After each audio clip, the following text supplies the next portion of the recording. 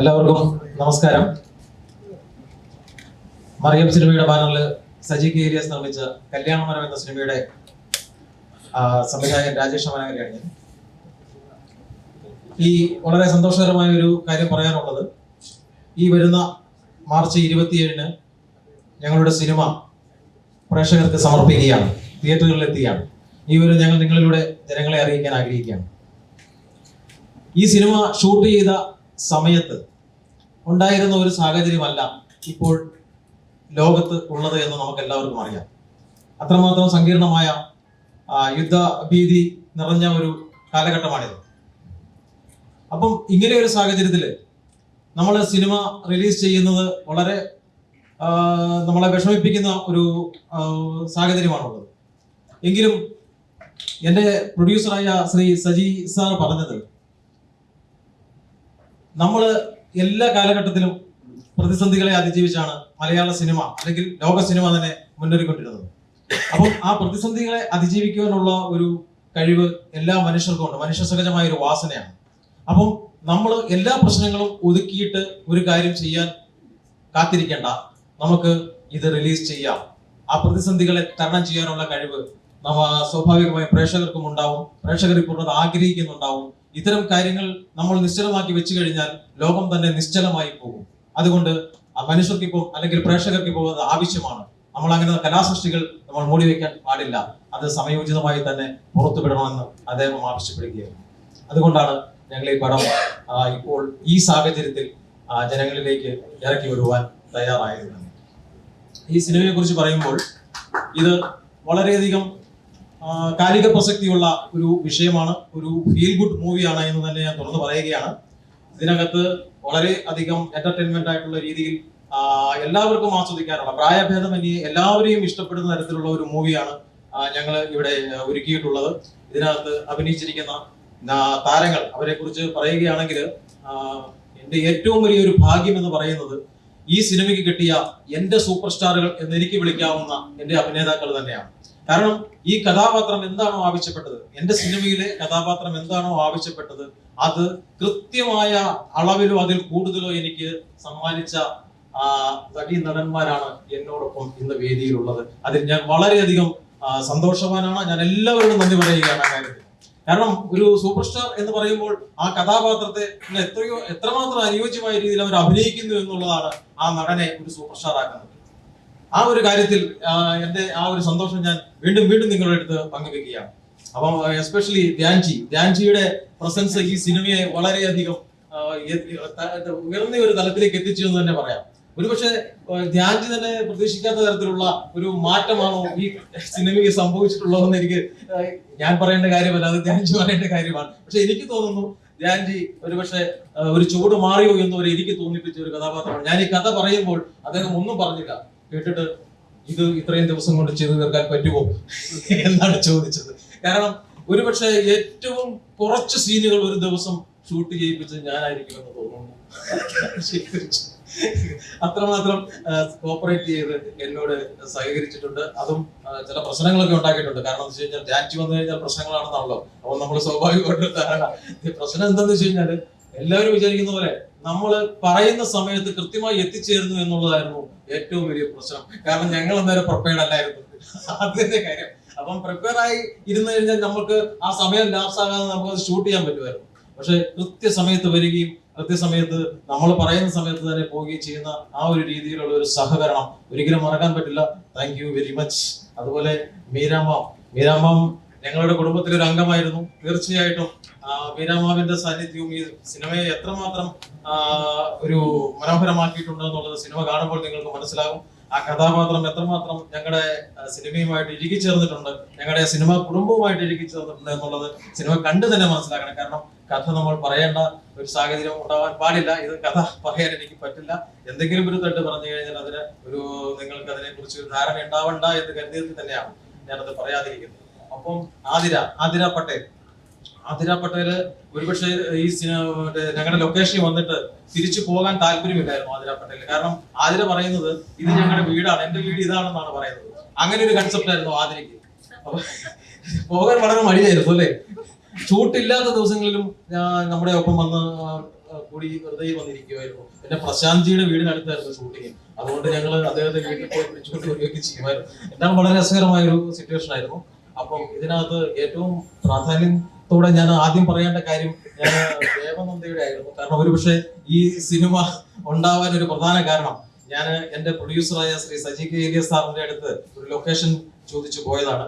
അദ്ദേഹം ആ ലൊക്കേഷൻ തരാമെന്ന് പറയുന്നതിനോടൊപ്പം ഇതിന്റെ കഥ എന്താണെന്ന് എന്നോടൊന്ന് പറയാമോ എന്ന് ചോദിക്കുകയാണ്. അപ്പം ഞാൻ ആ കഥ പറയുകയും ആ കഥയിൽ അദ്ദേഹം ആ കഥ വളരെയധികം മനസ്സിലാക്കുകയും ചെയ്തതിന് ശേഷം ഇത് എത്ര രൂപ ബഡ്ജറ്റിൽ ഇത് തീർക്കാൻ പറ്റുമെന്നോട് ചോദിക്കുകയായിരുന്നു. അപ്പോൾ ഞാൻ മനസ്സിൽ ഉദ്ദേശിച്ചിരുന്ന ഒരു ബഡ്ജറ്റ് പറയുകയും അത് അദ്ദേഹം ചെയ്യാൻ ഏറ്റെടുക്കുകയുമായിരുന്നു.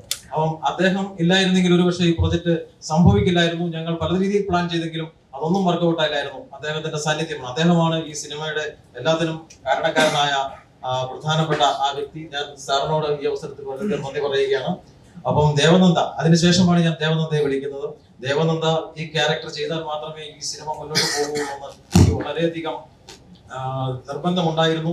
എന്റെ പ്രിയ സുഹൃത്തായിരുന്ന ശ്രീ ഉല്ലാസ് ജി എന്നോട് പറഞ്ഞു, ഈ സിനിമ നമുക്ക് ആ കുട്ടിയുടെ ഡേറ്റ് എടുക്കുക, നിങ്ങൾ അദ്ദേഹത്തോട് സംസാരിക്കുക, എങ്കിൽ അതിനുശേഷം നമുക്ക് ബാക്കി കാര്യങ്ങൾ ആലോചിക്കാം എന്നാണ് പറഞ്ഞത്. പക്ഷെ ആ കഥ പറഞ്ഞ് വളരെ കുറച്ച് സമയങ്ങൾക്ക് ശേഷമാണ് എനിക്ക് സജി സാറുമായിട്ട് ബന്ധപ്പെടാൻ പറ്റിയത്.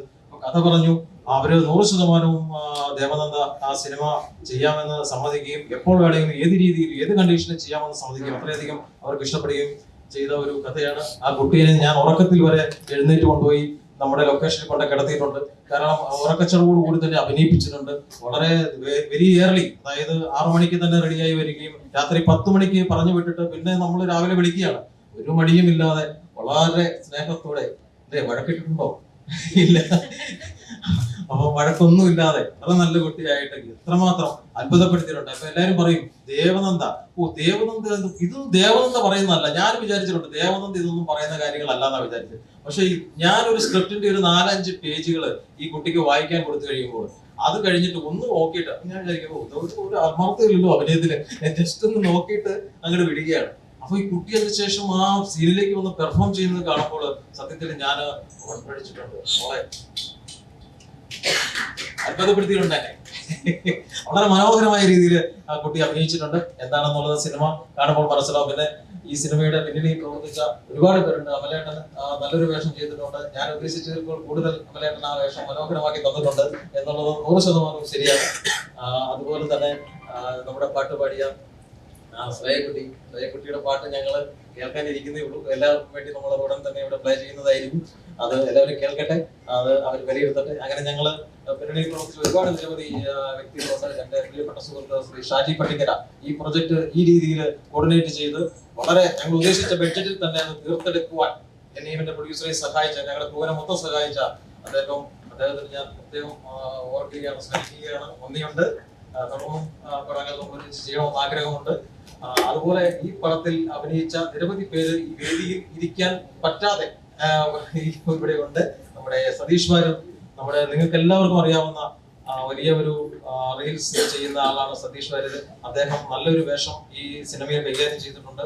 അത് സിനിമ കാണുമ്പോൾ അതിന്റെ പ്രാധാന്യം എന്താണെന്നുള്ളത് നിങ്ങൾക്ക് മനസ്സിലാകും. എന്റെ പ്രിയ സുഹൃത്ത് ശ്രീ മനോജ് പണിക്കർ, നിരവധി സിനിമകളിലും ടെലിഫിലിമുകളിലും ഒക്കെ അഭിനയിച്ചിട്ടുള്ള ശ്രീ മനോജ് പണിക്കർ, അദ്ദേഹം ഈ വേദിയിലുണ്ട്. അതുപോലെ തന്നെ JP, നമ്മുടെ ജബ്രോയി എന്ന് ഞങ്ങൾ വിളിക്കുന്ന ഞങ്ങളുടെ JP, അതുപോലെ പഞ്ചായത്ത് പ്രസിഡന്റിന്റെ ഒരു ക്യാരക്ടർ വളരെ മനോഹരമായിട്ട് ചെയ്തിട്ടുണ്ട്.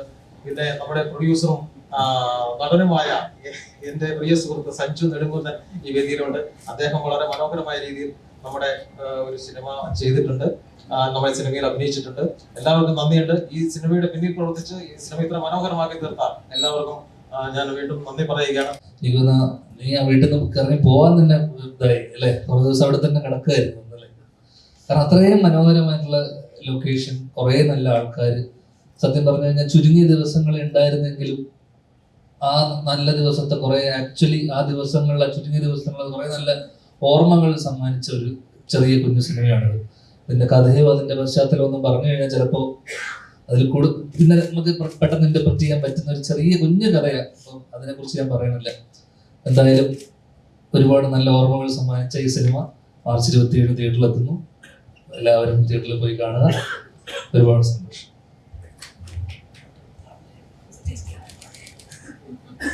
ആദ്യം തന്നെ നിങ്ങൾ എല്ലാവരും ഇവിടെ ഞങ്ങളെ സപ്പോർട്ട് ചെയ്യാൻ എത്തിയതിൽ ഒത്തിരി നന്ദിയുണ്ട്. കാരണം നിങ്ങൾ എല്ലാവരും വരുമ്പോഴാണ് നമ്മുടെ സിനിമ ഒരു ഫുൾ ഫാമിലി ആയിരുന്നു. കാരണം നിങ്ങൾ എല്ലാവരും നമ്മുടെ ഫാമിലിയിൽ ഒരു ഭാഗമാണ്. അപ്പൊ നിങ്ങൾ എല്ലാവരെയും കാണുമ്പോൾ ഒത്തിരി സന്തോഷം. പിന്നെ ഈ സിനിമ എനിക്ക് ഭയങ്കര പ്രിയപ്പെട്ട ഒരു മൂവിയാണ്. കാരണം എനിക്ക് ഭയങ്കര ഇത്രയും അടുപ്പം ഒരു ഫാമിലി പോലെ തന്നെയായിരുന്നു നമ്മളെ സെറ്റില്. ഇപ്പൊ മീര ആന്റി ആണെങ്കിലും പാപ്പു ചേച്ചി ആണെങ്കിലും നമ്മളെല്ലാരും നമ്മുടെ റോൾ നമ്മൾ ചെയ്യുന്ന ക്യാരക്ടേഴ്സ് എത്ര അടുപ്പമുണ്ടോ അത്രയും അടുപ്പമായിരുന്നു നമ്മൾ ഓഫ് സ്ക്രീനിലും. ഞങ്ങള് എപ്പോഴും ഒന്നിച്ചുണ്ടാകും, ഞങ്ങള് ഓരോ ഗെയിംസ് കളിക്കും. അതൊക്കെ ഭയങ്കര സന്തോഷമായിരുന്നു. അതുകൊണ്ട് നമുക്ക് ആ മൂവി ചെയ്യുമ്പോഴും ഭയങ്കര എളുപ്പത്തിൽ ചെയ്യാൻ പറ്റി. കാരണം ആ ബോണ്ട് നമ്മൾ ഓഫ് സ്ക്രീനിൽ അത് ഉണ്ടാക്കിയിരുന്നു. അതുകൊണ്ട് ഇത്രയും നല്ല ഒരു മൂവിയുടെ ഭാഗമായിട്ട് ഇവരെ എല്ലാവരെയും കൂടെ ഒത്തിരി മെമ്മറീസ് ഉണ്ട്. ഇപ്പൊ തിരിഞ്ഞു നോക്കിയ ഒത്തിരി ഒത്തിരി നല്ല നമ്മള് ചെയ്ത കാര്യങ്ങളുണ്ട്. അതുപോലെ ധ്യാൻ ചേട്ടൻ പറഞ്ഞു ഞാൻ ചേട്ടനൊന്നും സംസാരിച്ചില്ല എന്ന്.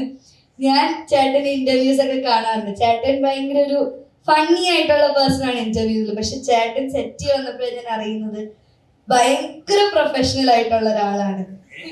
ഭയങ്കര പ്രൊഫഷണലാ ചേട്ടൻ. ഓൺ ടൈം എത്തും, എല്ലാം കൃത്യം ചെയ്യുന്ന ഒരാളാണ്. ഞാൻ ആദ്യം എനിക്ക് അതിശയം എന്ത് പ്രൊഫഷണൽ ആണെന്നറിയോ. അപ്പം ചേട്ടന്റെ കൂടെ പെർഫോം ചെയ്യുക അല്ലെങ്കിൽ വർക്ക് ചെയ്യുമ്പോൾ നമ്മളും അത്രയും പ്രൊഫഷണലിസം കാണിക്കണം, നമ്മളും അത്രയും ഇൻപുട്ട് ഇടണം. അപ്പൊ ചേട്ടന്റെ കൂടെ ഞാൻ ചേട്ടൻ ഇന്റർവ്യൂസ് എല്ലാം കാണുന്നതാണ്. അപ്പൊ എനിക്ക് ചേട്ടന്റെ കൂടെ അഭിനയിക്കാൻ പറ്റിയതിൽ ഒത്തിരി സന്തോഷമുണ്ട്. കാരണം ഞാൻ ഒത്തിരി ഇഷ്ടപ്പെട്ട് ഞാൻ കുറെ റോൾസ് ഉണ്ട് ചേട്ടൻ എനിക്ക് ഇഷ്ടമുള്ള, അല്ലെങ്കിൽ ചേട്ടന്റെ ഓരോ വർക്ക്സ് അതൊക്കെ എനിക്ക് ഭയങ്കര ഇഷ്ടമുള്ള മൂവീസ് ആണ്. അപ്പൊ ചേട്ടനെ നേരി കണ്ടപ്പോ എനിക്കും ഭയങ്കര സന്തോഷമായിരുന്നു. ഇത്രയും പ്രൊഫഷണൽ ആയിട്ടുള്ള ആക്ടേഴ്സ് അല്ലെങ്കിൽ ആക്ട്രസസിന്റെ കൂടെ ഭാഗമാകാൻ കഴിഞ്ഞത് ഒരു വലിയ ബ്ലെസ്സിങ് ആയിട്ടാണ് ഞാനും കരുതുന്നത്. പിന്നെ എല്ലാവരും ഇവിടെയുള്ള എല്ലാവരും എനിക്ക് വളരെയധികം പ്രിയപ്പെട്ടതാണ്. കാരണം ഇവർ ഓരോരുത്തരും എന്നെ കല്യാണമരത്തിന്റെ ജേർണിയിൽ ഭയങ്കരമായിട്ട് ഹെൽപ്പ് ചെയ്തിട്ടുണ്ട്. നമ്മുടെ ഡയറക്ടർ അങ്കിളിന് ഒരു ക്ലിയർ വിഷൻ ഉണ്ടായിരുന്നു. ആ വിഷൻ ഞങ്ങളെ എല്ലാവരെയും കൃത്യമായിട്ട് മനസ്സിലാക്കി തന്നിട്ടുണ്ട്. അതുകൊണ്ട് നമ്മൾക്ക് ഫ്രീഡം ഉണ്ട്, എന്ത് വേണമെങ്കിലും നമുക്ക് എന്ത് ഇൻപുട്ട് ആ ക്യാരക്ടറിന് കൊടുക്കണോ അത് കൊടുക്കാനുള്ള ഫ്രീഡം നമുക്ക് തന്നിട്ടുണ്ട്. അത് അങ്കിളുടെ രീതിയിൽ എങ്ങനെ മാറ്റണം എന്ന് അങ്കിളിന് തോന്നുമെങ്കിൽ നമ്മുടെ അടുത്ത് വന്ന് പറയും, ഇങ്ങനെ ചെയ്യാം, നമുക്ക് അങ്ങനെ ട്രൈ ചെയ്യാം.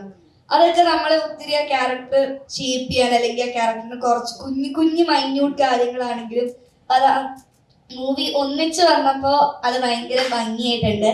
ഫൈനൽ എഡിറ്റ് ഞാൻ കണ്ടില്ല, എനിക്ക് കാണണമെന്നുണ്ട്. പക്ഷെ എനിക്ക് തോന്നുന്നു എപ്പോഴും നമ്മൾ തിയേറ്ററിൽ പോയിട്ട് അത് ആദ്യമായിട്ട് ഫസ്റ്റ് ഷോ എല്ലാവരെയും കൂടി ഇരുന്ന് കാണുമ്പോൾ ഭയങ്കര ഒരു സന്തോഷമാണ്. ഡബിങ്ങിന് കണ്ടിരുന്നു കുറെ സീൻസ്.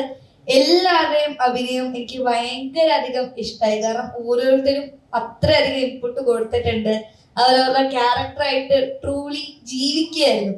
ഇനി എനിക്ക് തിയേറ്ററിൽ പോയി കാണുമ്പോഴാണ് എത്രയധികം നന്നായിട്ടുണ്ടെന്ന് അറിയാൻ പറ്റുള്ളൂ. പക്ഷെ എന്തായാലും എനിക്ക് ഉറപ്പിച്ച് പറയാൻ പറ്റും, പോയി സിനിമ കാണുന്നവര് ഡിസപ്പോയിന്റഡ് ആയിട്ട് ഇറങ്ങത്തില്ല. കാരണം ഒരു നല്ല മൂവിയാണ്. അതും എല്ലാവർക്കും കൺവീനിയന്റ് ആയിട്ടുള്ള ഒരു ഡേറ്റ് ആണ് ചൂസ് ചെയ്തിട്ടുള്ളത്. എല്ലാവരുടെയും ആനുവൽ എക്സാംസ് കഴിഞ്ഞിട്ട് പോയി റിലാക്സ് ചെയ്ത് കാണാൻ പറ്റുന്ന ഒരു മൂവിയാണ്. അപ്പം ഇവിടെ പാട്ടുപാടി ശ്രേയ ചേച്ചി ആണെങ്കിലും പ്രശാന്ത് ഏട്ടനും എല്ലാവരും നല്ല എക്സ്പീരിയൻസ് ആയിരുന്നു. അപ്പൊ എല്ലാവർക്കും നന്ദി പറയുന്നു. അതുപോലെ തന്നെ നമ്മുടെ പ്രൊഡ്യൂസർ അങ്കിള് നമുക്ക് ഒത്തിരി ഹെൽപ്പ് ചെയ്തിട്ടുണ്ട്. സാധാരണ നമ്മുടെ പ്രൊഡ്യൂസർ അങ്കിളുമാരൊക്കെ സെറ്റിൽ വന്നാൽ ഭയങ്കര ടെൻഷനായിരിക്കും. ഇന്ന ദിവസത്തിനുള്ളിൽ തീരുവോ, ബഡ്ജറ്റിനുള്ളിൽ നിൽക്കുവോ, അതിന്റെ ടെൻഷനിലായിരിക്കും സെറ്റിൽ വരുന്നത്. അപ്പൊ നമുക്കും പ്രശ്നം ഉണ്ടാവും, നമ്മൾ തീർക്കണം, നമ്മൾ ഷോട്ട് കുറച്ചെടുക്കണം. പക്ഷെ നമ്മളെല്ലാരെയും സെറ്റിൽ വന്ന് ഇത്രയും എൻകറേജ് ചെയ്യുന്ന വേറൊരു ആളെ ഞാൻ ഇതുവരെ കണ്ടിട്ടില്ല. കാരണം നമ്മുടെ സെറ്റിൽ വന്നിട്ട് നമ്മളെ അത്ര അധികം ഹെൽപ്പ് ചെയ്യുന്നുണ്ടായിരുന്നു. ഭയങ്കര ആളും നമ്മുടെ ഒരു ഫാമിലിയുടെ ഭാഗമായിട്ട് എൻജോയ് ചെയ്യായിരുന്നു. ഷാജി അങ്കിളും നമുക്ക് ഒത്തിരി ഹെൽപ്പ് ചെയ്തിട്ടുണ്ട്. നമ്മുടെ ഷൂട്ടിംഗ് സെറ്റില് രാവിലെ തൊട്ട് വൈകുന്നേരം വരെ എല്ലാ കാര്യവും നോക്കുന്നത് ഷാജി അങ്കിളായിരുന്നു. നമ്മുടെ മ്യൂസിക് ബാക്ക്ഗ്രൗണ്ട് സ്കോർ, നമ്മുടെ മ്യൂസിക് ഒക്കെ ഭയങ്കര രസമുള്ള മൂവി ആയിട്ട് ആ തീമിന് ഭയങ്കര ഭംഗിയുള്ള മ്യൂസിക് ആണ്. എല്ലാവരും എന്തായാലും ഇഷ്ടപ്പെടുന്ന ഒരു മൂവി ആയിരിക്കും. ബാക്ക്ഗ്രൗണ്ട് മ്യൂസിക്കും എല്ലാം വരുമ്പോൾ വിഷ്വൽസും എല്ലാം ബ്യൂട്ടിഫുൾ ആണ്. എല്ലാവർക്കും കണക്ട് ചെയ്യാൻ പറ്റുന്ന ഒരു മൂവി ആയിരിക്കും. ഏതെങ്കിലും ഭാഗം എങ്ങനെയെങ്കിലും നിങ്ങൾക്ക് കണക്ട് ചെയ്യാൻ പറ്റും. അപ്പൊ എല്ലാവരും മാർച്ച് 27 വന്ന് കാണണം. എല്ലാവരുടെയും സപ്പോർട്ട് വേണം. Thank you. നമസ്കാരം. ഈ സിനിമയിലേക്ക് വരുമ്പം എനിക്ക് രാജേട്ടൻ എൻ്റെ അയൽപക്കംകാരനാണെന്ന് അറിയില്ലായിരുന്നു. ഞങ്ങൾ വീടിന് ഏകദേശം അടുത്തടുത്തുള്ളവരായിരുന്നു. പിന്നെ ധ്യാൻ ചേട്ടൻ പറഞ്ഞ പോലെ എല്ലാവർക്കും സൗകര്യപ്രകാരം ധ്യാൻ ചേട്ടൻ്റെ വീടിനടുത്ത് ഷൂട്ട് ചെയ്ത പോലെ എൻ്റെ വീടിനടുത്തായിരുന്നു ഷൂട്ട്. വീട്ടിൽ നിന്ന് പോയിട്ട് വരുന്ന ഒരു പ്രത്യേക സന്തോഷകരമായ അവസ്ഥയുണ്ടായിരുന്നു. അതൊരു സുഖകരമായ അവസ്ഥയാണ്. പിന്നെ ഇത്ര എല്ലാവരും പറഞ്ഞ പോലെ ഇത്ര ആർട്ടിസ്റ്റുകളുടെ വർക്ക് ചെയ്യാൻ പറ്റി. ധ്യാൻ ചേട്ടന്റെ കൂടെ വർക്ക് ചെയ്യാൻ പറ്റിയില്ല, ഒരു പടത്തിലാന്നേ ഉള്ളൂ. ഞങ്ങൾക്ക് ഒരുമിച്ച് സീൻസ് ഒന്നുമില്ല, ഒരു ഫോൺ കട്ട് അതെ, അത് ഞങ്ങൾ കണ്ടിട്ടില്ല, പ്രസ് ഫോൺ വിളിച്ചിട്ടില്ല. അപ്പൊ അങ്ങനെ ഒരു വ്യത്യസ്തമായ അനുഭവമാണ്. പറഞ്ഞ പോലെ ഒരു കുഞ്ഞു സിനിമയാണ്, കുഞ്ഞു കഥയാണ്. 27-ാം തീയതി റിലീസ് ആവുകയാണ്. എല്ലാവരും കാണണം, അനുഗ്രഹിക്കണം, അഭിപ്രായങ്ങൾ അറിയിക്കണം. Thank you. Hi, hello. ഇവർ പറഞ്ഞതിൽ കൂടുതലായിട്ട് എനിക്ക് ആഡ് ചെയ്യണമൊന്നുമില്ല, കുറെ സംസാരിച്ചു കഴിഞ്ഞു. അപ്പോൾ ഒരുപാട് സന്തോഷമുണ്ട് ഇങ്ങനെ ഒരു പടത്തിൽ പാട്ടാവാൻ പറ്റിയത്, രാഖി എന്നുള്ളൊരു ക്യാരക്ടർ ചെയ്യാൻ പറ്റിയതിൽ. എൻ്റെ ക്യാരക്ടറുമായിട്ട് കുറച്ച് വ്യത്യാസങ്ങളുള്ള ക്യാരക്ടറാണ്. അപ്പോൾ അതൊരു ഇൻട്രസ്റ്റിംഗ് എക്സ്പീരിയൻസ് ആയിരുന്നു ഈ ഒരു ക്യാരക്ടർ ചെയ്യാന്നുള്ളത്. അപ്പോൾ ആ ഒരു ഓപ്പർച്യൂണിറ്റി തന്നതിന് thank you so much, director sir and producer sir and also Shajit. And yes, of course, ഇവരെല്ലാവരുമായിട്ട് ഉള്ള കോമ്പിനേഷൻസ് വളരെ ബ്യൂട്ടിഫുൾ ആയിരുന്നു. അത് നല്ലൊരു എക്സ്പീരിയൻസ് ആയിരുന്നു.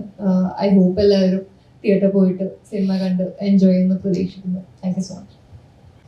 നമസ്കാരം. Thank you first of all. ഇവിടെ നിങ്ങൾ എല്ലാവരും വന്നു ഞങ്ങളെ പ്രോത്സാഹിപ്പിക്കുന്നുണ്ട്. എനിക്ക് പറയാനുള്ളത്, like everybody is saying, വലിയൊരു ബ്ലെസ്സിങ് ആണ് to be a part of this movie, to work with such wonderful actors, such a good crew. പിന്നെ ഫൈനലി ടു സേ, ഈ പടം കല്യാണം മരം ഇതൊരു ഇൻവിറ്റേഷൻ ആണ് ഞങ്ങളുടെ ഫാമിലിയുടെ ഭാഗത്തിന്, നിങ്ങൾ എല്ലാവരുടെ ഫാമിലീസിന്. Please come and watch this wonderful family entertainer. Hi all, എല്ലാവർക്കും നമസ്കാരം. ഒരുപാട് സന്തോഷമുണ്ട് കല്യാണമരത്തിൻ്റെ ഒരു ഭാഗമാകാൻ കഴിഞ്ഞതിൽ. ഞാൻ ശരിക്കും തീരെ എക്സ്പെക്റ്റഡ് ആവാതെ ഈ മൂവിയിലേക്ക് വന്ന ഒരാളാണ്. കാരണം ആദ്യം സോങ്സ് ഒന്നും ഇല്ലായിരുന്നു തോന്നുന്നു, പിന്നെയാണ് ഒരു പാട്ടുണ്ട് എന്ന് പറഞ്ഞ് വിളിക്കുന്നത്. അജയ് ജോസഫ് സാർ ഒരു ബ്യൂട്ടിഫുൾ സോങ് ആണ് പാടിയിട്ടുള്ളത്. അതിൻ്റെ ഒരു പ്രത്യേകത എന്ന് വെച്ചാൽ നമ്മുടെ ഈ ഒരു ന്യൂജൻ കാലത്ത് ഇറങ്ങുന്ന ഒരു പാട്ട് പോലത്തെ ഒരു പാട്ടല്ല, അതൊരു ഭയങ്കര ഒരു പഴയ രീതിയിലുള്ള ഒരു റെട്രോ കൈൻഡ് ഓഫ് സോങ് ആണ്. ഒരുപാട് എൻജോയ് ചെയ്തിട്ടാണ് ഞാൻ പാടിയിട്ടുണ്ടായിരുന്നത്. എനിക്ക് എൻ്റെ ഫുൾ 100% കൊടുത്ത് ആ സോങ് പാടാൻ പറ്റിയിട്ടുണ്ടെന്നാണ് എൻ്റെ വിശ്വാസം. സോ പിന്നെ എൻ്റെ അനിയത്തി ദേവൂടെ മൂവിയാണ്. സോ ഇവരെല്ലാവരും ഇരിക്കുന്ന എല്ലാ ആർട്ടിസ്റ്റുകളുടെയും കൂടെ ഞാൻ ആദ്യമായിട്ടാണ് വർക്ക് ചെയ്യുന്നത്. So happy to be here, so happy to be a part of Kalyanamaram. അപ്പം മൂവി March 27 റിലീസ് ചെയ്യാണ്. എല്ലാവരും വരണം, ഞങ്ങൾ സപ്പോർട്ട് ചെയ്യണം. Thank you.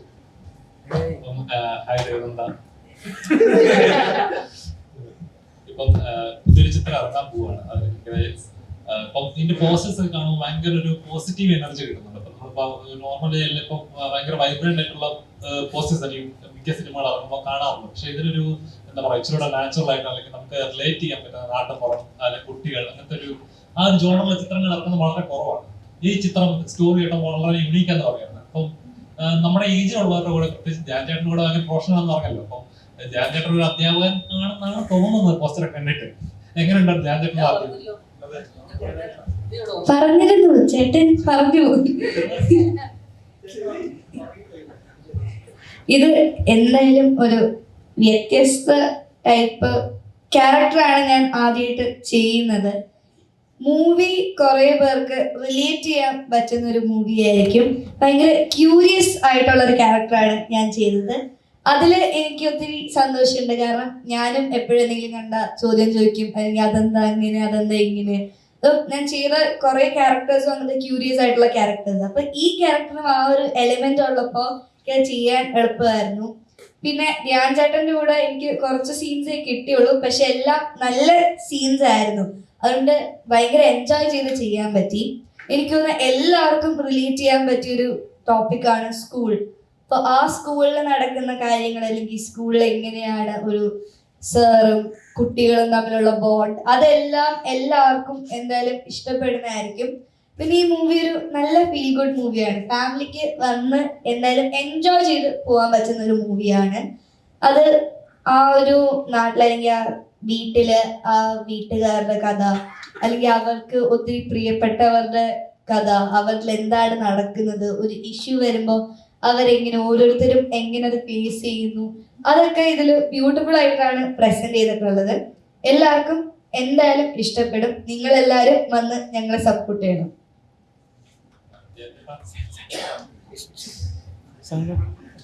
ഇപ്പോഴും നമ്മൾ പറയാറുള്ളതാണ്, അതായത് ഇപ്പം എഡ്യൂക്കേഷൻ സിസ്റ്റം മാറണം. വെറുതെ പുസ്തകം ഉള്ളതുപോലെ കുട്ടികളെ വായിച്ചു പഠിപ്പിക്കുന്നതല്ല പഠനം, അല്ലെങ്കിൽ എഡ്യൂക്കേഷൻ അങ്ങനെയല്ല, ആ സിസ്റ്റം ബ്രേക്ക് ചെയ്യണം എന്ന് പറയാറുണ്ട്. അപ്പം ശരിക്കും എന്താ പറയാ, നമ്മൾ ഇതിനു മുമ്പ് സ്ഥാനാർത്ഥി സ്ത്രീകൂടം എന്നൊരു ചിത്രം ഇറങ്ങിയായിരുന്നു. അപ്പം അത് ആ ഒരു സിനിമ കൊണ്ട് മാറിയ ഒരുപാട് കാര്യങ്ങളുണ്ട്. അതായത് ഫസ്റ്റ് വരുന്നതല്ല, അല്ലെങ്കിൽ ഇരിക്കുന്ന ഇരിപ്പിടങ്ങളല്ല ഒരാളെ ഡിസൈഡ് ചെയ്യുന്നത്, അയാളുടെ ഭാവി ഡിസൈഡ് ചെയ്യുന്നത്. അപ്പം ഈ ഒരു സിനിമ എന്താണ് പ്രേക്ഷകർ നൽകുക? അത്തരം കാര്യങ്ങളിലോട്ടൊന്നും അതൊന്നുമല്ല ഇതിന്റെ കഥയും അതിന്റെ കഥാപശ്ചാത്തലമൊന്നും. അതെല്ലാം കുറച്ചുകൂടെ ഒന്നും ഞാൻ നാട്ടിൽ പഠിച്ചിട്ടില്ല ഇവിടെ. അപ്പൊ എനിക്ക് ഇപ്പോഴും അന്ധകാലത്തുള്ള സിലബസും അതൊക്കെ തന്നെയല്ലേ, പ്രത്യേകിച്ച് മാറ്റങ്ങളൊന്നും വന്നിട്ടില്ലെന്ന് തോന്നുന്നു. മാറുന്നുണ്ടോ? ഇടയ്ക്കൊരു DPP വന്നത് ഓർമ്മയുണ്ട് എനിക്ക്. അതല്ലാതെ പിന്നെയുള്ള ഞാൻ പഠിക്കാത്തതുകൊണ്ട് തന്നെ എനിക്ക് ഇവിടുത്തെ എന്താണ് ഇവിടുത്തെ പാഠ്യപദ്ധതിനെ കുറിച്ചൊന്നും എനിക്ക് വലിയ ജ്ഞാനമില്ല. ഒന്ന് ഇപ്പോഴാണെങ്കിൽ ഒരുപാട് വന്നു, പക്ഷേ CBSE, IB, ICSE, പിന്നെ കേംബ്രിഡ്ജ്, ഇതൊക്കെ കുറേ സിലബസ് ഉണ്ട് ഇപ്പോൾ. അപ്പൊ ഇപ്പോഴത്തെ എഡ്യൂക്കേഷൻ സിസ്റ്റത്തിൽ ഇപ്പൊ സാറിന് ഇതിനെക്കുറിച്ച് കൂടുതൽ സംസാരിക്കാൻ പറ്റും. ബിക്കോസ് സാർ ഒരു സ്കൂള് റൺ ചെയ്യുന്നതാണ്, സ്കൂളിന്റെ ചെയർമാനും കൂടിയാണ്. അപ്പോൾ അത്തരം കാര്യങ്ങളൊന്നും ഈ സിനിമയിലൂടെ നമ്മൾ എന്തായാലും ചർച്ച ചെയ്യുന്നില്ല. അതിൽ വരുന്ന മാറ്റങ്ങളെ കുറിച്ചൊന്നുമല്ല ഈ സിനിമ ചർച്ച ചെയ്യുന്നത്. സിനിമ ടൈറ്റില് തന്നെ ഉണ്ട് ഇതിന്റെ ഒരു കഥയും അതിന്റെ ഒരു പരിപാടിയൊക്കെ. അത് ക്രാക്ക് ചെയ്യാൻ പറ്റിയാൽ സിനിമ എന്താണെന്ന് മനസ്സിലാവും. അത്തരം കാര്യങ്ങളെ കുറിച്ച് സാറ് സംസാരിക്കുന്നതായിരിക്കും. അല്ല, അദ്ദേഹം ചോദിച്ചതിൽ പൊതുവിദ്യാഭ്യാസ മേഖല വളരെ 100% മാറിയിട്ടുണ്ട്. അത് അതിൻ്റെ കെട്ടിലും മട്ടിലും ഭാവത്തിലും രൂപത്തിലും എല്ലാം പൊതുവിദ്യാഭ്യാസ മേഖല മാറിയിട്ടുണ്ട്. ഫുഡടക്കം കുട്ടികൾ പൊതുവിദ്യാഭ്യാസ മേഖല പഠിക്കുന്ന കുട്ടികൾക്ക് പ്രഭാത ഭക്ഷണം, ഉച്ചയ്ക്കുള്ള ഭക്ഷണം, വൈകുന്നേരം ഭക്ഷണം, എല്ലാ കാര്യത്തിലും താങ്കളുടെ ജോലി കറക്റ്റാണ്, വളരെ മാറിയിട്ടുണ്ട്. പക്ഷെ സിനിമ അതുമായി ബന്ധപ്പെട്ടല്ല. സിനിമ വിദ്യാലയത്തിൽ പഠിക്കുന്ന കുട്ടിയെ പഠിപ്പിക്കുന്ന അധ്യാപകൻ അതുമായിട്ട് റിലേറ്റ് ചെയ്ത് പോകുന്ന ഇപ്പം കറന്റ് ഉള്ള സിറ്റുവേഷൻ പറഞ്ഞ പോലെ ഇപ്പം സിനിമകൾ പലതും ഇപ്പം ഇറങ്ങുമ്പോൾ കൂടുതൽ നമ്മുടെ സിനിമ മിഡിൽ ഈസ്റ്റിലായിരിക്കും കുറച്ചുകൂടെ കച്ചവടം നടക്കാറ്. അപ്പൊ ഇപ്പൊ ഇപ്പോഴത്തെ ക്രൈസിസിൽ പല സിനിമകളും മാറ്റി വെച്ചിട്ടുണ്ട്, മാറ്റി വെച്ചോണ്ടിരിക്കുകയാണ്. ഇല്ലില്ല. അപ്പം അതിന് കൂടെ ഇറങ്ങുന്ന ചിത്രങ്ങളൊക്കെ മാറ്റി വെച്ച് ദുരന്തം മാറ്റിയില്ല. അതേപോലെ പല സിനിമകളും മാറ്റുന്നുണ്ട്. അപ്പം ക്രൈസിസിന്റെ കൂടെ നമ്മുടെ നാട്ടിൽ ഇപ്പം മെയിൻ ആയിട്ട് ഇപ്പൊ ഗ്യാസ് ഇല്ലാതായി ഹോട്ടലുകളിൽ അടയ്ക്കുന്നു. അപ്പം അത് സിനിമയും ബാധിച്ചു തുടങ്ങുന്നുണ്ട്. ഇപ്പൊ പല സെറ്റുകളിൽ ഇപ്പൊ ആഹാരം അതുകൊണ്ട് അതും മുന്നോട്ട്. അപ്പം മുന്നോട്ടുള്ള ഭാവി അല്ലെങ്കിൽ സിനിമയിൽ ഇനി കുറയുവാണോ അല്ലെങ്കിൽ കുറയാൻ ചാൻസുകളാണോ? യുദ്ധം തീരാൻ പ്രാർത്ഥിക്കുക, അല്ലാണ്ട് ഞാനാണ് ഇവിടെ ഭാവി ഇതാക്കണ്ടത്. നമ്മളെല്ലാരും ഇരുന്ന് പ്രാർത്ഥിച്ച് വലിയ യുദ്ധം ചെയ്യാൻ പറ്റും, പ്രാർത്ഥിച്ച് ഇത് എപ്പോഴെങ്കിലും അവസാനിക്കണമെന്ന് ആലോചിക്കുക, അല്ലാണ്ട് ഞാൻ എന്ത് ചെയ്യാൻ. മുന്നോട്ടുള്ള ഭാവി ഇത് തുടർന്ന് പോവാണെങ്കിൽ ഇതൊക്കെ ഇല്ലാണ്ട് ഈ റിസോഴ്സസ് ഒക്കെ കട്ടായി പോകും. പിന്നെന്താ, പട്ടിണിയായി പോകും. പിന്നെ നമ്മളെല്ലാം കക്കാൻ ഇറങ്ങേണ്ടി വരും. പിന്നെ നാട്ടിൽ വേറെ അവസ്ഥ വരില്ലേ പിന്നെ. അപ്പൊ ഇത് എത്രയും പെട്ടെന്ന് അവസാനിക്കട്ടെ എന്ന് പ്രാർത്ഥിക്കുക, വേറെ എന്ത് ചെയ്യാൻ.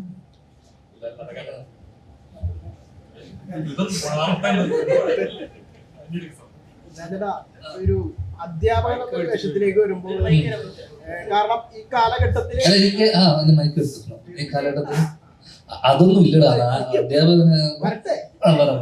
ഈ ഒരു കാലഘട്ടത്തിലേക്ക് വരുമ്പോ സ്കൂളുകളില് വണ്ടികളൊന്നുമില്ല, കയ്യിലൊരു വണ്ടിയൊക്കെ പിടിച്ചൊരു കലിപ്പ് മാഷാണ്. കാരണം ഈ കുട്ടികളെ ഹാൻഡിൽ ചെയ്യാത്തതുകൊണ്ട് വലിയൊരു കാര്യം. ഇപ്പം പിള്ളേര് സ്കൂളിൽ പഠിക്കുന്നില്ല, അടിച്ചോളാൻ പറഞ്ഞിട്ടുണ്ട് വീണ്ടും. അടിച്ചോളാൻ പറഞ്ഞിട്ടുണ്ടെന്ന് പിന്നെ ഉത്തരവ് വന്നല്ലേ. ഇടക്കാലത്ത് അങ്ങനെ പാടില്ല എന്ന് പറഞ്ഞിരുന്നല്ലോ. വീണ്ടും, കാരണം 8ാം ക്ലാസ് 9ാം ക്ലാസ് ഒക്കെ ഇപ്പൊ നല്ല MDMA ഇതൊക്കെയാ. 2 അടി കിട്ടിയാലേ ശരിയാവുള്ളൂ. മദ്യപാനം, അതെ. കഴിഞ്ഞ ഏതൊരു ദിവസം വന്നിട്ട് ഏതൊരു പയ്യൻ പ്രിൻസിപ്പളിനെ വിരട്ടുന്നൊക്കെ കണ്ടില്ലേ, ഒരു വീഡിയോ ഒക്കെ ഇറങ്ങി. പക്ഷെ അവനോട് നമുക്കൊരു ബഹുമാനം തോന്നിയിരുന്നു അല്ലേ? അല്ല, അതുകൊണ്ട് ഇത് ഞാൻ ഫോട്ടോഷൂട്ടിന് വേണ്ടി എടുത്തതാ. പക്ഷെ ഇപ്പോൾ തിരിച്ചടിക്കാമെങ്കിൽ അടിക്കാം. പക്ഷെ ഞാനൊക്കെ പണ്ട് പഠിച്ചോണ്ടിരുന്ന സമയത്ത് എന്നെ അടിച്ചാൽ ഞാൻ തിരിച്ചടിക്കുന്നുള്ളതായിരുന്നു നമ്മുടെ ഒക്കെ ഒരു മൈൻഡ്. പക്ഷെ അടിച്ചു കഴിഞ്ഞാൽ തിരിച്ചടി കിട്ടുമോ? പക്ഷെ ഇനി എന്താ, അടിച്ചാല് നന്നാവുള്ളൂ പിള്ളേര്. കുറച്ചൊക്കെ അടി അവിടെ ഇവിടെ ഒക്കെ കിട്ടിയാൽ ചിലപ്പോ നന്നായാലോ. എനിക്കൊരടി കിട്ടിയപ്പോ ഞാൻ നന്നായി. അതുകൊണ്ട് അടിയെ ഞാൻ സപ്പോർട്ട് ചെയ്യുള്ളൂ. എന്താണെങ്കിലും കായികമായി നേരിടുന്നത് ചിലർക്ക് അടി കിട്ടിയാൽ നല്ലതാന്ന് തോന്നും. മാഷ് ഇപ്പൊ സ്കൂളിൽ അടിയൊക്കെ ഉണ്ടോ? അപ്പൊ പിള്ളേർക്കൊക്കെ അടിക്കുമല്ലേ? സ്കൂളിൽ പോകുന്ന കുട്ടി ദേവനന്ദ അടി കിട്ടാറുണ്ടോ? ഏതായാലും സിലബസ് CBSE ഇല്ല, അടിയില്ല. അല്ല, CBSE കുറച്ചുകൂടെ എല്ലാം കറക്റ്റ് ആയിരിക്കും അല്ലേ? ആ, അടിക്കില്ല. അടിക്കുന്നതിനോട് എനിക്ക് വലിയ യോജിപ്പൊന്നുമില്ല. പക്ഷെ അത്ര അടി കിട്ടിയേ നന്നാവുന്നുള്ള ചില നമ്മൾ കാണുമ്പോ തോന്നൂല ഇവന് 2 അടി കിട്ടണം എന്നുള്ളത്. വീട്ടുകാർക്കും തോന്നും ചിലർ കാണുമ്പോ ഇവന് 2 അടി. അങ്ങനെ ഒരാളായിരുന്നു നീ അങ്ങനെയൊക്കെ തന്നെ ആയിരുന്നിരിക്കണം. അപ്പൊ അവരും പറയുമല്ലോ, സാറേ ഒന്ന് ഇവന് പറ്റുവാണെങ്കിൽ നല്ലോണം കൊടുത്തു എന്ന് പറയില്ല. നമ്മുടെ അച്ഛനമ്മമാർ തന്നെ വന്നിട്ട് പറയും. അതെ, അവരാ പറയാ. അങ്ങനെയുള്ള ആൾക്കാർക്ക് കിട്ടുന്നതിന് വലിയ പ്രശ്നമൊന്നും ഇല്ല എന്നുള്ളതാണ് എന്റെ അഭിപ്രായം. അങ്ങനെ കിട്ടി വന്ന ആളായതുകൊണ്ട് എനിക്ക് നന്നായിട്ടേ ഉള്ളൂ. നമ്മള് CBSE പഠിക്കണമായിരുന്നു അല്ലേ?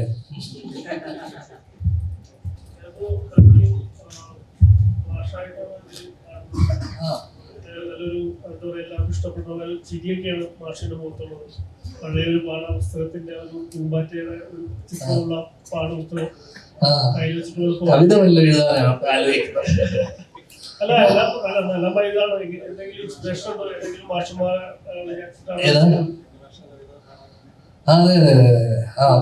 എന്താണ് ക്യാരക്ടർ എങ്ങനെ അത്രയും ക്യാരക്ടർ ദേവനന്ദ പഠിക്കുന്ന സ്കൂളിലെ മാഷ്, അതിനപ്പുറത്തേക്ക് അല്ലേ? ദേവനന്ദ സ്കൂളിൽ പഠിച്ചത് കൊണ്ട് ഞാൻ മാഷായിട്ട് അവിടെ വരാൻ സാധിച്ചിരിക്കും അല്ലേ? അങ്ങനെ വേണം പറയാൻ. അല്ല, ഇതില് സ്കൂളൊന്നും അല്ല പ്രധാന ഏരിയ. ഇത് ഇവരുടെ ഫാമിലിക്കകത്ത് നടക്കുന്ന കുറെ സംഭവങ്ങളും അതിനിടയിൽ വരുന്ന ഒരു ഏരിയയിലാണ് ഞാൻ വരുന്നത്. പ്രധാനമായിട്ടും ഈ കഥ നടക്കുന്നത് ഇവരുടെ കുടുംബത്തിനകത്ത് നടക്കുന്ന ഒരു സംഭവം, അതിനിടയിലാണ് മാഷിന്റെ ഒരു ഏരിയ വരുന്നത്. അതിലാണ് മാഷ് സ്കൂള് മെയിൻ ഏരിയ അല്ല അല്ലേ? അതിൽ ചില ഇടപെടലുകൾ നമ്മൾ എവിടെയും പോയി ഇടപെടുമല്ലോ മോട കണ്ടാൽ. അതെ, അങ്ങനെ ഇടപെടലുകൾ നടത്തുന്നുണ്ട്. പ്രത്യേകിച്ച് കാര്യമൊന്നുമില്ല, പക്ഷെ മാഷിന്റെ സഹായത്തോടു കൂടി എന്തെങ്കിലും നടക്കുന്നുണ്ടല്ലേ? ചെറുതായിട്ട് മാറ്റങ്ങൾ ചോദിക്കുന്നുണ്ട്, ചില മാറ്റങ്ങൾ സംഭവിക്കുന്നുണ്ട്. ഒഴിച്ചു കഴിഞ്ഞാൽ മാഷിന് അങ്ങനെ ഇൻഫ്ലുവൻസ് ചെയ്യേണ്ട വന്നിട്ടില്ല അല്ലെ?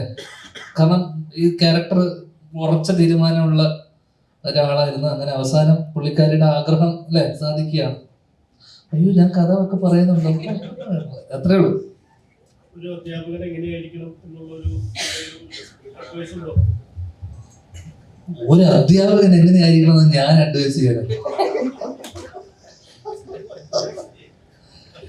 ഇതിനൊക്കെ എന്താ പറയാ, ഞാൻ ഈ അടുത്ത കാലത്തൊക്കെ ചില കോളേജിലൊക്കെ പോകുമ്പോ, എഞ്ചിനീയറിംഗ് കോളേജ്, IIT ഞാൻ പോയ സമയത്തൊക്കെ, മദ്രാസിലൊക്കെ പോയ സമയത്തൊക്കെ അവരെയൊക്കെ ഞാൻ ഉപദേശിക്കേണ്ട അവസ്ഥ വെച്ചു, അവരത് കേൾക്കേണ്ട അവസ്ഥ വെച്ചു. ഞാൻ +2 എന്റെ മോട്ടിവേഷനൊക്കെ കേട്ടിട്ട് അവരൊക്കെ അതെന്തൊരു ഗതികെട്ട അവസ്ഥയല്ലേ. ഇത് കേൾക്കുന്ന ഒരു മാഷിന്റെ ഒരു അവസ്ഥയിൽ വെച്ചു. ഇത് ഏതെങ്കിലും ഒരു മാഷ് ഇത് കാണുന്നുണ്ടെങ്കിൽ ഞാൻ എന്റെ ഉപദേശം ഇരുന്നിട്ട് ഇതുപോലെ ഒന്ന് എറിഞ്ഞു പൊട്ടിക്കാൻ തോന്നില്ലേ? ഫോണവന് എറിപ്പിക്കണ്ട, ഒന്നും പറയണില്ല.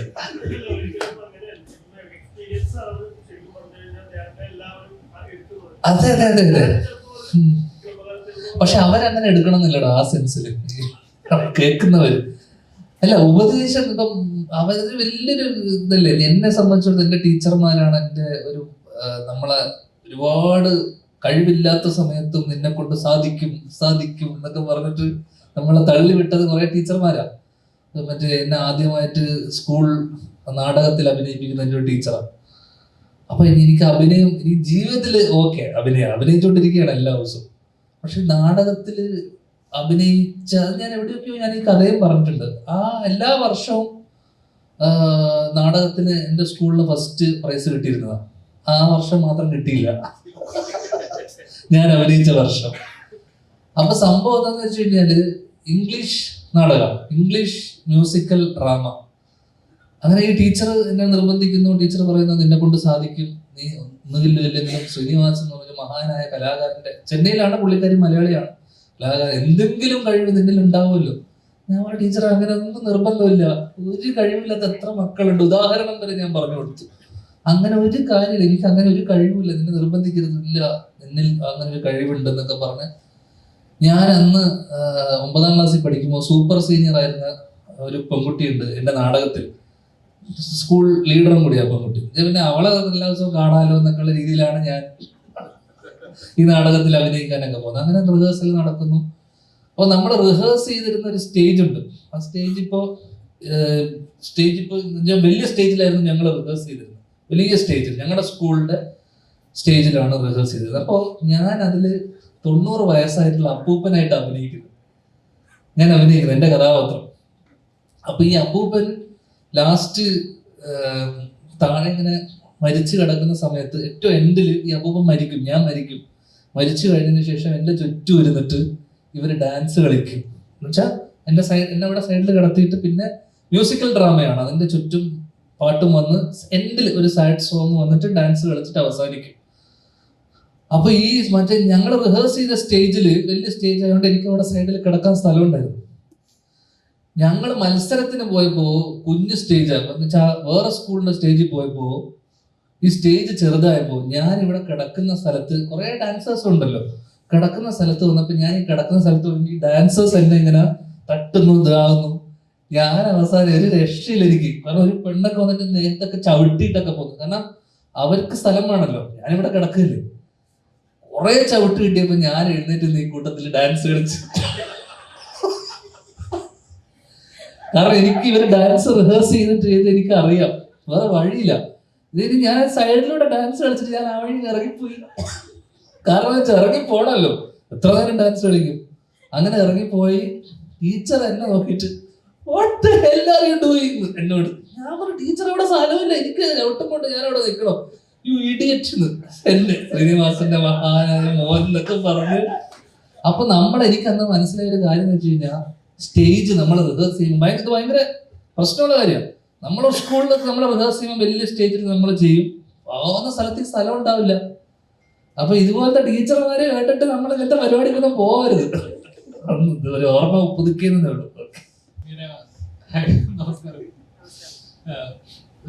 ഒരു കുട്ടികളുടെ എഡ്യൂക്കേഷൻ അല്ല ആദ്യ ഗുരുകുലം എന്ന് പറയുന്നത് അവരുടെ വീട് തന്നെയായിരിക്കും, അവരുടെ ചുറ്റുപാട്, അമ്മ, അച്ഛൻ, സഹോദരങ്ങൾ, അതായിരിക്കും ആദ്യ ഗുരുകുലം. നമ്മുടെ ഇപ്പോഴത്തെ ഒരു സിറ്റുവേഷൻ വെച്ച് ഇപ്പം എല്ലാ പേരൻസും ആഗ്രഹിക്കുന്നത് നമ്മുടെ കഷ്ടപ്പാടുകൾ ഒരിക്കലും മക്കൾ അറിയരുത്. അപ്പൊ ഇച്ചിലൂടെ ലാവിഷായിട്ടായിരിക്കും അവരെ വളർത്തുകയൊക്കെ ചെയ്യുന്നത്. പക്ഷെ അത് ചിലപ്പം ദോഷമായിട്ടും ഭവിക്കാറുണ്ട്. അപ്പൊ ഈ ഒരു സിനിമയിൽ നമ്മളൊരു ലവബിൾ ക്യാരക്ടർ ആയിട്ടുള്ള അമ്മയാണോ അതോ കുറച്ചുകൂടെ ഡിഫറെന്റ് ആയിട്ടൊരു കഥാപാത്രമാണോ? ഈ സിനിമയിലെ മാത്രമില്ല, ഇവൻ ജനറലി വീട്ടിൽ പോലും സ്ട്രഗിൾസ് ഇല്ലാതെ എങ്ങനെ വളരും. അപ്പോൾ നമുക്ക് സ്ട്രഗിൾസ് ഉണ്ടായിരുന്നു, കുട്ടികൾക്ക് സ്ട്രഗിൾസ് ഉണ്ടാവാൻ പാടില്ല എന്ന് ആലോചിക്കാനേ പാടില്ല. അത് നമുക്കാണ് ദോഷം ചെയ്യുന്നത്. അപ്പോൾ ഈ പടത്തിലും അതുപോലെ തന്നെയാണ് ഒരു അമ്മ.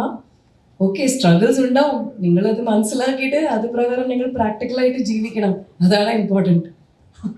ശരിക്കും നമ്മുടെ സൊസൈറ്റിയിൽ ഇപ്പൊ തോന്നിയിട്ടുണ്ടോ അങ്ങനെ എപ്പോഴും ഇപ്പോഴത്തെ ജനറേഷൻ അല്ലെ ഇപ്പോഴത്തെ വാർത്തകളൊക്കെ കാണും കുട്ടികൾ ഇങ്ങനത്തെ ക്രൈമുകൾ ചെയ്യുന്ന കാണുമ്പോൾ ഉണ്ടാകുന്നുണ്ട്? ഉണ്ട്, അതുപോലത്തെ സിറ്റുവേഷൻസ് ഉണ്ട്. പക്ഷെ ഒരുപാട് കുട്ടികളെ നമ്മൾ പ്രൊട്ടക്ട് ചെയ്ത് പോകുന്നതിൽ അർത്ഥമില്ല, അവരും ലൈഫ് എക്സ്പീരിയൻസ് ചെയ്യണ്ടേ. എന്താണ് ഇങ്ങനത്തെ സബ്ജക്ട് എടുക്കാനായിട്ട് കുട്ടികളെ വെച്ചിട്ടില്ലെങ്കിൽ ഇച്ചിലൂടെ ലവുകളായിട്ടുള്ള കണ്ടന്റ്? ഇപ്പൊ എല്ലാവരും പറഞ്ഞത് സിനിമകൾ ചെയ്യുന്ന സമയത്ത് കണ്ടന്റ് ഓഡിയൻസിൽ പെട്ടെന്ന് കമ്മ്യൂണിക്കേറ്റ് ആകും, സിനിമ പ്രേക്ഷകൻ കണ്ടിരുന്ന് മനസ്സിലാക്കട്ടെ എന്ന ലെവലിലൊക്കെ കുറച്ച് കൺഫ്യൂസ് ചെയ്യുന്ന സിനിമകൾ കൂടുതൽ. ഇത് നിങ്ങൾ തന്നെ ഓൾറെഡി പറഞ്ഞു, കണ്ടാൽ പെട്ടെന്ന് മനസ്സിലാവും, നിങ്ങൾക്ക് അത്ര വലിയ കോംപ്ലിക്കേറ്റഡ് സ്റ്റോറീസ് ഒന്നും അല്ല. അപ്പൊ ഇങ്ങനൊരു സ്റ്റോറി ഇപ്പോൾ റെലവെന്റ് ആണ് അല്ലെങ്കിൽ ഇത് പ്രേക്ഷകരിലേക്ക് എത്തിക്കണം എന്ന് തോന്നിയ ഒരു എലമെന്റ് എന്തായിരിക്കും? അത് സ്വാഭാവികമായിട്ടും ഞാനും ഈ സിനിമ രംഗത്തേക്ക് വന്ന സമയത്ത്, സിനിമകൾ തിരഞ്ഞെടുക്കുന്ന സമയങ്ങളിലും സംവിധാനം ചെയ്യുന്ന സമയങ്ങളിലും ആദ്യം എന്നിലുണ്ടായ ഒരു കൺഫ്യൂഷൻ ആയിരുന്നു. നമ്മൾ എത്ര മഹത്തായ ഒരു സബ്ജക്ട് പറയുമ്പോഴും അത് എത്രമാത്രം ഓഡിയൻസിലേക്ക് എത്തിച്ചേരണം എന്നുള്ളത് നമ്മൾ തീരുമാനിക്കേണ്ട ഒരു കാര്യമാണ്. അത് നമ്മൾ അതിന് അപ്രോച്ച് ചെയ്യുന്ന രീതിയാണ് അതിന്റെ ഒരു മേക്കിംഗ് എന്ന് പറയുന്നത്. അപ്പം നമ്മൾ വലിയൊരു സബ്ജക്റ്റ് ചെയ്തിട്ട് അതിന് ജനങ്ങളിലേക്ക് അത് കമ്മ്യൂണിക്കേറ്റ് ചെയ്യുന്നില്ല എങ്കിൽ അതുകൊണ്ട് വലിയ കാര്യമില്ല എന്നുള്ള ഒരു മനസ്സിലാക്കലാണ് ഞാൻ നടത്തിയത്. അതിന്റെ ഭാഗമായിട്ട് നമ്മുടെ ഒരുപാട് ഓസ്കാർ വിന്നിംഗ് ആയിട്ടുള്ള പടങ്ങളെല്ലാം വരുമ്പോൾ നമ്മൾ ഒബ്സർവ് ചെയ്താൽ മനസ്സിലാവുന്ന ഒരു കാര്യമുണ്ട്. അതെല്ലാം വളരെ ജനകീയമായ സബ്ജക്റ്റുകളാണ്. അപ്പൊ നമ്മൾ എത്ര നല്ല സബ്ജക്റ്റുകൾ പറയുമ്പോഴും അത് ജനകീയമായി തന്നെ പറയാൻ ശ്രമിക്കണം എന്നുള്ള ഒരു കാഴ്ചപ്പാടിലാണ് ഞാൻ ഈ സബ്ജക്റ്റ് അങ്ങനെ തിരഞ്ഞെടുത്തത്. ആട് ഇറങ്ങാൻ പോവാണ്. വലിയൊരു ചിത്രമാണ്. എല്ലാവരും വിജയ് ബാബു പറഞ്ഞത് ഇതുവരെ ഇറങ്ങിയ ചിത്രങ്ങൾ വെച്ചുള്ള ആർട്ടിന്റെ ബഡ്ജറ്റ് ഏറ്റവും ബഡ്ജറ്റ് കൂടിയ ചിത്രമാണ്. അത് 2 ടൈം ലൈനിലാണ് കാണിക്കുന്നത്. അപ്പോൾ ഇപ്പം ഒരേ മാസം തന്നെ 2 പടങ്ങൾ ഇറങ്ങുന്നുണ്ട്. ഡിഫറെന്റ് കഥാപാത്രം. ഒന്ന് എക്സ്ട്രീം ലെവലാണെങ്കിൽ ഒന്ന് കഥാപാത്രം എങ്ങനെയാണെന്ന് അറിയത്തില്ല. എങ്ങനെയുണ്ട് ഈ 2 ഒരേ മാസം ഇറങ്ങുന്നത്? 2 ടൈപ്പ് പടങ്ങൾ, 2 ജോണേഴ്സ് എന്നാ? ഭയങ്കര സന്തോഷമുണ്ട്. ഐ തിങ്ക് ആദ്യമായിട്ടാണ് ഇങ്ങനെ ഒരേ മാസം 2 പടമൊക്കെ ഇറങ്ങുന്നത്. അപ്പോൾ റിയലി എക്സൈറ്റഡ്. ആട് ഒബ്വിയസ്ലി എല്ലാവരെയും പോലെ തന്നെ ഞാനും വളരെ പ്രതീക്ഷയിലാണ്. 19-ാം തീയതി ക്രൂവിൻ്റെ കൂടെ കാണണം. ആൻഡ് കല്യാണമാരും ഇറ്റ്സ് ഓൾസോ ഇതൊരു ചെറിയ പടമാണ്. It's very feel good kind of സാധനം. അപ്പോൾ അതിലെ ക്യാരക്ടർ കുറച്ച് ഡിഫറെൻ്റ് ആണ്. ആടുള്ള ക്യാരക്ടർ നിങ്ങൾക്ക് ഓൾറെഡി അറിയാം. അതിനേക്കാളും ഒരുപാട് ഡിഫറെൻ്റ് ആണ് രാഖി എന്ന് പറയുന്ന ക്യാരക്ടർ. അപ്പോൾ ആക്ച്വലി നല്ല സന്തോഷമുണ്ട്. നോർമലി ഇപ്പൊ എല്ലാവരും പറയുന്ന പോലെ ചെയ്യുന്ന കഥാപാത്രങ്ങൾ ഓഡിയൻസിലേക്ക് കണക്റ്റഡ് ആവുക, അല്ലെങ്കിൽ ചെയ്യുന്ന കുറച്ച് യുണീക്ക് ആയിട്ട് ഫീൽ ചെയ്യുന്ന കഥാപാത്രങ്ങളായിരിക്കും. അപ്പം എങ്ങനെയാണ് സിനിമ ചൂസ് ചെയ്യുന്നത്? എന്റെ കഥാപാത്രം എത്രത്തോളം ഓഡിയൻസ് കണക്ട് ആവും നോക്കുകയാണോ? സിനിമ ചൂസ് ചെയ്യുന്ന അമ്മോട് ഡിസ്കസ് ചെയ്തിട്ട്. കാരണം എനിക്ക് I value her opinion a lot. എന്നെക്കാളും നന്നായിട്ട് കഥകൾ മനസ്സിലാക്കാനും അതിനെ വിലയിരുത്താനും അമ്മയുടെ കഴിവാണ് നന്നായിട്ടുള്ളത്. So I rely on her. അപ്പോൾ പടങ്ങൾ വരുമ്പോൾ യൂഷ്വലി ഞാനും അമ്മയും കഥ വായിക്കും. ഞങ്ങൾ തമ്മിലൊരു ഡിസ്കഷൻ ഉണ്ടാവും, വീട്ടിലൊരു ഡിസ്കഷൻ ഉണ്ടാവും. എന്താണ് നമുക്ക് ഇഷ്ടപ്പെട്ടത്, എന്താണ് നമുക്ക് ഇഷ്ടപ്പെടാത്തത്, and whether I should be doing this or not എന്ന് പറഞ്ഞിട്ട് നമ്മളൊരു ചർച്ചയുണ്ട്. ഒരു ഫസ്റ്റ് ലെയർ ഓഫ് ഫിൽട്രേഷൻ അങ്ങനെയാണ് നമ്മൾ ചെയ്യുന്നത്. അപ്പോൾ that is the process that I have. അങ്ങനെ എനിക്കില്ല, അതാണ് പ്രശ്നം. നിന്റെ അമ്മയുടെ അടുത്ത് കൊണ്ടുതരാം, അതാണ് നീ ചോദിക്കാൻ വന്നത്. അമ്മ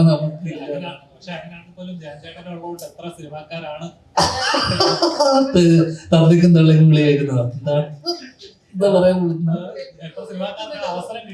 അങ്ങനെ? നീ മാത്രം എടാ ചോദിക്കടാ. അവൻ എത്ര നേരം, എത്ര കാലം, എത്ര പ്രസ് മീറ്റ്, അവൻ എത്ര കാലം.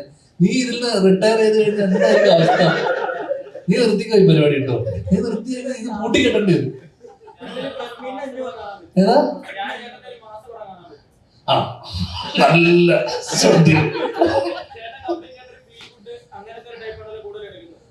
നീ ഇത് എപ്പോ വന്ന മുളച്ചതാണ്. നീ പുതിയതായിട്ട് വന്നത് ഈ യുദ്ധം നടന്ന സമയത്ത് ഇങ്ങോട്ട് കെട്ടിയെടുത്തതാണോ? ഇവിടെ ഉണ്ടായിരുന്നു, എന്നെ കണ്ടിട്ടില്ലല്ലോ. എന്നാളത് പോയതാ. എടി എന്തെങ്കിലുമൊക്കെ ചോദിക്കും. BFT ഇത് ബ്രോസ്റ്റഡ് ചിക്കൻ എന്താ എടുത്തോണ്ട് പോകാമോ? എന്താ നിന്റെ ഇത് കഴിഞ്ഞാണ് പറഞ്ഞത്. എന്താടാ നീ പിന്നെ പറഞ്ഞു, നമുക്ക് തമ്മിൽ മാത്രം. ഇൻഡസ്ട്രിയൽ ആർട്ടിസ്റ്റുകൾ നോക്കുകയാണെങ്കിൽ തന്നെ വളരെ കുറച്ച് പേരാണ്. ധ്യാൻചേട്ടനെ പോലെ കുറച്ച് പേരേ ഉള്ളൂ ഒരു സിനിമ കേട്ടിട്ട് ആ അവസരം കൊടുക്കുക, അല്ലെങ്കിൽ പ്രേക്ഷകരിലേക്ക് എത്തിക്കാനായിട്ട് എടുക്കുന്ന എഫേർട്ട് കുറച്ച് പേരാ. ടൈം പഞ്ചായത്ത്.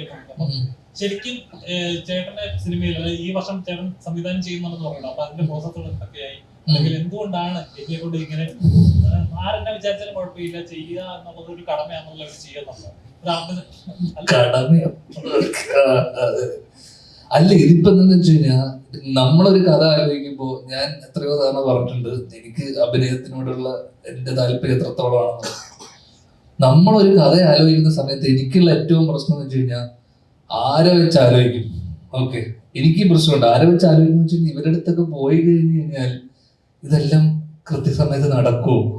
ഓക്കെ, ഒന്ന് ആരടുത്ത് പോകും? കാരണം ഇവിടെ വളരെ ലിമിറ്റഡ് ആക്ടേഴ്സേ ഉള്ളൂ.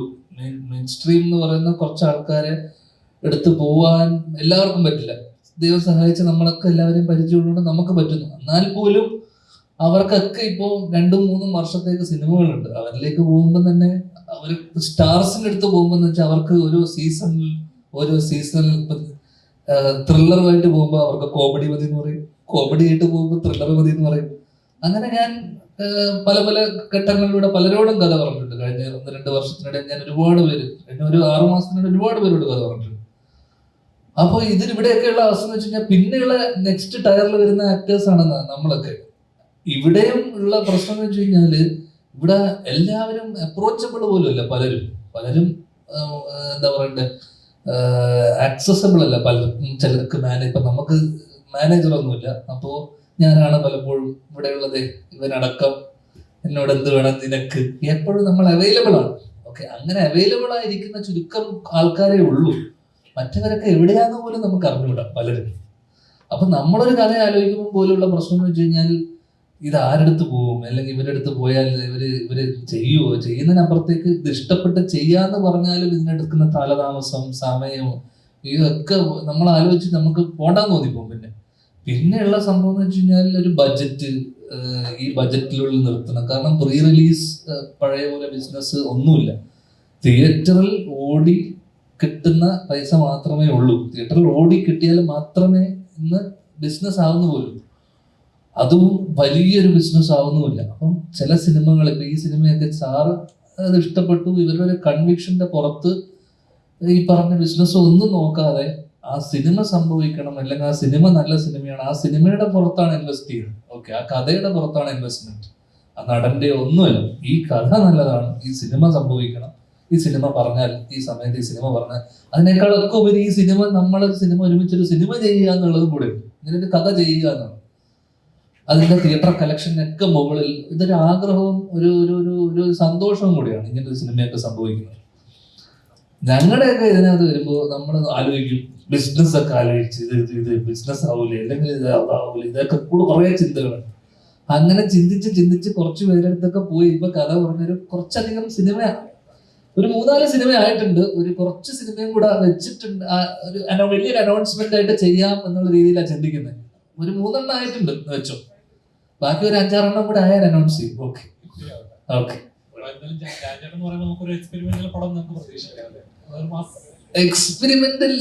എക്സ്പെരിമെന്റിൽ തുടങ്ങാന്ന് വിചാരിച്ചേ.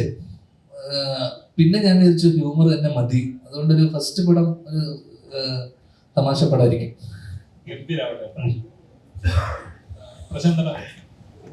ഇപ്പം ഉള്ളർക്ക് പോലത്തെ ചിത്രങ്ങളൊക്കെ ഇറങ്ങുന്ന സമയത്ത് ഇപ്പൊ പ്രേക്ഷകൻ ഇപ്പൊ നമുക്ക് റിലേറ്റ് ചെയ്യാൻ പറ്റുന്നത്, അല്ലെങ്കിൽ ആ ഒരു കഥാപാത്രം പ്രേക്ഷകൻ ഉണ്ടാക്കുന്ന ഒരു ഫിയർ ഉണ്ട്, അല്ലെങ്കിൽ ഒരു ഡിസ്കംഫേർട്ട് ഉണ്ട്.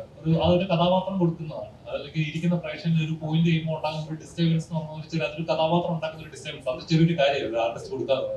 അതേപോലത്തെ കഥാപാത്രം മിസ് ചെയ്യുന്നുണ്ടോ? അങ്ങനെ മിസ് ചെയ്യുന്നുണ്ടോ?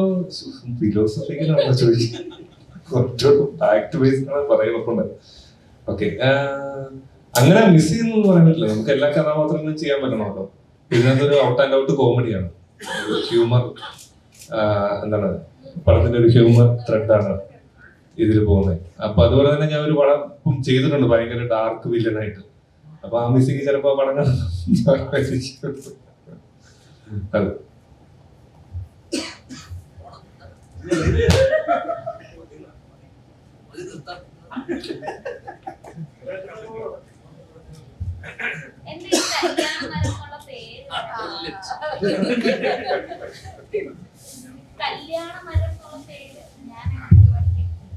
കേട്ടിട്ടില്ല, ഞാൻ കഴിഞ്ഞിട്ട് കേൾപ്പിച്ചത് രവിയിൽ 5 തവണ പറഞ്ഞ ഓടിക്കോ.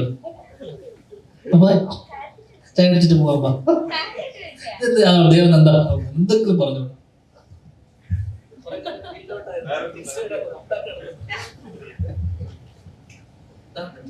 ഞാൻ അല്ല സിനിമയ്ക്ക് പേരിട്ടത്. അതുകൊണ്ട് എനിക്ക് തോന്നുന്നു ഡയറക്ടർ സാറിനും എല്ലാവർക്കും ഒരു വിഷൻ ഉണ്ടാക്കും. പിന്നെ നിങ്ങൾക്ക് എല്ലാവർക്കും അറിയായിരിക്കുമല്ലോ, ആ പേരിന് നമുക്ക് കുറെ കാര്യങ്ങൾ മനസ്സിലാകും. അതായത് എനിക്ക് തോന്നുന്നു മൂവിയായിട്ട് ഭയങ്കര ആപ്റ്റ് ആയിട്ടുള്ളൊരു ടൈറ്റിലാണ് അത്. ഇപ്പം എല്ലാവരും അത്രയും മൂവിനെ കുറിച്ച് അത്ര ബ്രേക്ക് ചെയ്ത് പറഞ്ഞിട്ടില്ല, അതുകൊണ്ട് ഒത്തിരി എനിക്ക് പറഞ്ഞുതരാൻ പറ്റില്ല. പക്ഷെ ആ ഒരു പേരിൽ നിന്ന് നമുക്ക് കുറെ കാര്യങ്ങൾ മനസ്സിലാകുന്നിരിക്കും മൂവിനെ കുറിച്ച്. ഇപ്പൊ കല്യാണ മരം എന്ന് കേൾക്കുമ്പോൾ തന്നെ അറിയായിരിക്കും ഒരു മരം, ആ മരം ഞങ്ങളുടെ ഒരു കഥയുടെ ഭാഗമാണ്.